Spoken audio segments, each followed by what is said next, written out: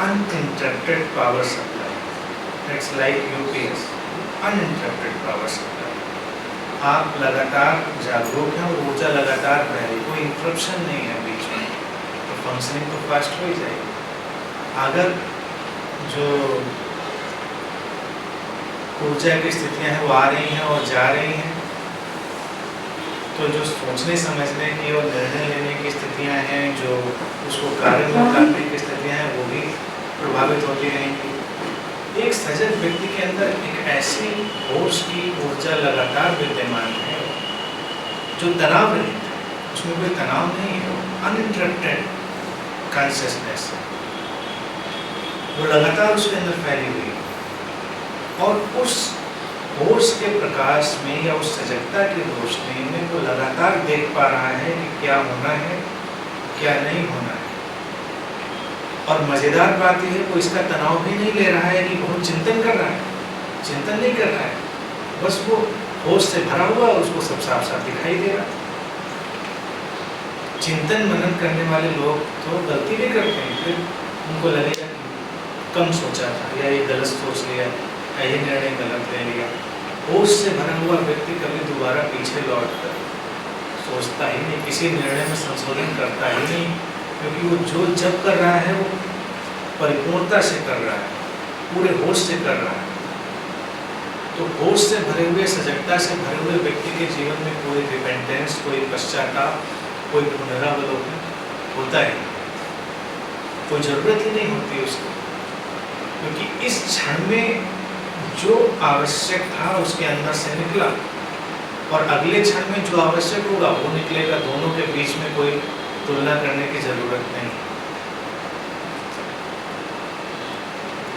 इसीलिए उसकी प्रोडक्टिविटी, अगर वो किसी कार्य क्षेत्र में है, व्यवसाय कर रहा है या कुछ भी काम कर रहा है, अध्ययन कर रहा है, किसी भी तरह की जीवन शैली में है, तो उसकी प्रोडक्टिविटी कई गुना बढ़ जाएगी, अनइमेजिनेबल, जो कल्पना भी नहीं करी जा सकती।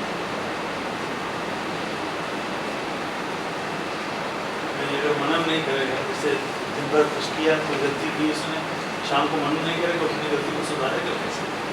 नहीं है उसको, गलतियां मनन करके आते किसी ने सुधारी ही नहीं। गलतियां और सही चीजें ऐसा सच कुछ होती नहीं। जो गलत जैसा था वो हमारी उस समय की ऊर्जा की स्थिति के अनुसार ही घटा था, तो उस समय की हमारी होश की स्थितियों का ही उलझाव था। ऐसे रहे हैं जो इस विचार से भरे रहे कि स्वाध्याय करना चाहिए, अपना अध्ययन करना चाहिए रोज रात में, कि हमने क्या गलती करी, क्या सही किया। और मैंने अनुभव से देखा, मेरे अनुभव में बहुत लोग ऐसे रहे वो कभी भी सुधरे नहीं, वो अंतिम सीमा तक वही गलतियां बार बार करते रहे। चिंतन तो कर लेते हैं, उनको समझ में भी आ जाता है कि ये गलत हुआ, लेकिन ये कौन समझ रहा है? वही व्यक्ति, वही ऊर्जा, कल जब स्थिति आएगी तो फिर व्यक्ति वही रिस्पॉन्स करेगा।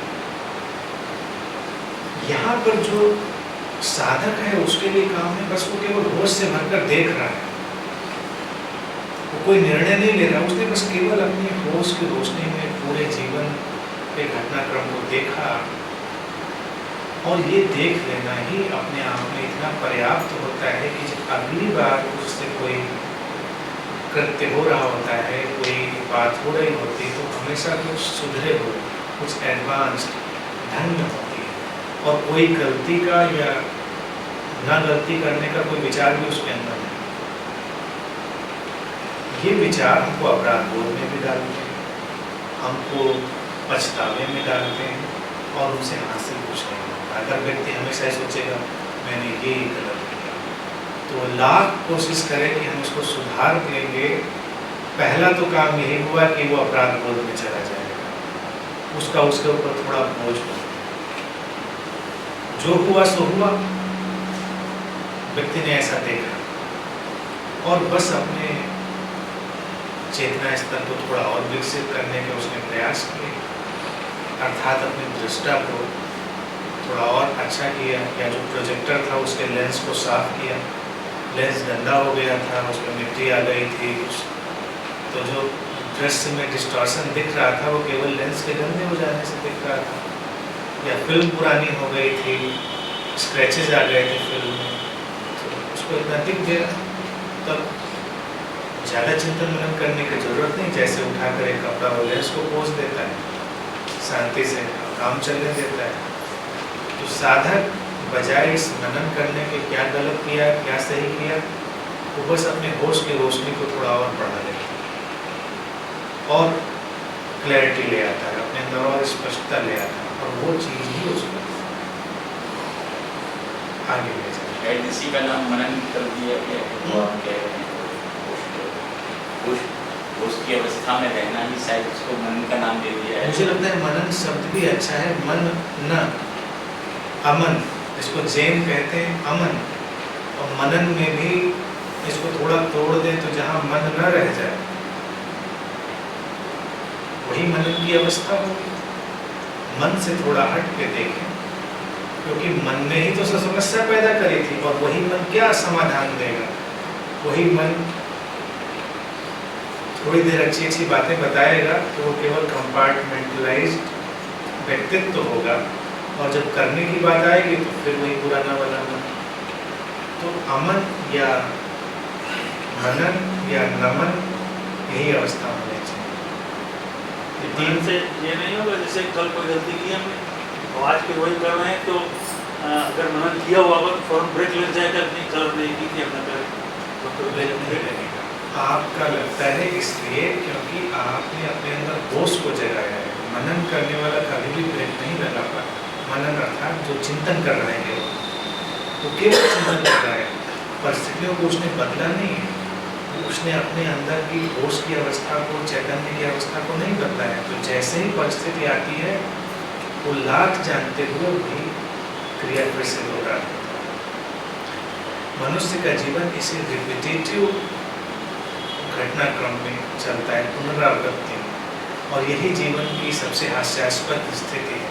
और भगवान बुद्ध ने इसीलिए जीवन के प्रतीक के रूप में व्हील को चुना। चक्र घूमता रहता है, वही वही इस जीवन में नहीं या नहीं को जीवन में सोचता है अब की बार ऐसा नहीं करूँगा, वक्त आता है तो फिर वही कर बैठता है। करने के बाद उसको लगता है कुछ खास तो फायदा होगा नहीं, अगली बार नहीं करूँगा। आखिर तक सोचता रहता है अच्छा ठीक है अब नहीं करेंगे। तो जो लोग देखिए संकल्प लेते हैं कि अब मैं संकल्प ले रहा हूँ इस चीज़ का, तो जीवन में कई बार संकल्प ले, अब संकल्प भी कई बार लिए जाते हैं, एक बार ले लिया तो बात खत्म हो गई। तब वो संकल्प जैसा होगा नहीं, तब तो समझ है, जैसे समझ आ गई, आग में हाथ डाला जला।